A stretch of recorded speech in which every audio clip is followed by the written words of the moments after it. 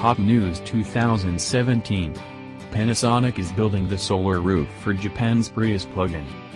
Panasonic has developed a full-length solar roof available on the Japanese version of the Toyota Prius Prime plug-in hybrid. According to Panasonic, the roof is a significant improvement over past automotive solar panels due to its significantly improved output. The panel is capable of producing 180 watts of electricity, which is apparently enough to power car accessories, which weren't specified, and also charge the lithium-ion batteries. According to Toyota, this panel can add up to 3.7 miles of range a day to the car's battery while parked, and it also helps charge the battery while the car is in motion. It also fits the contours of the Prius roof and doesn't change the design.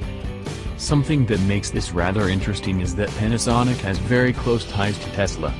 The companies build batteries at the Gigafactory, and they plan to work on solar cells after Tesla acquired SolarCity. That particular collaboration seemed oriented towards the home solar panel market, particularly with the presentation of Tesla's solar roof tiles. However, Elon Musk has expressed interest in automotive solar panels.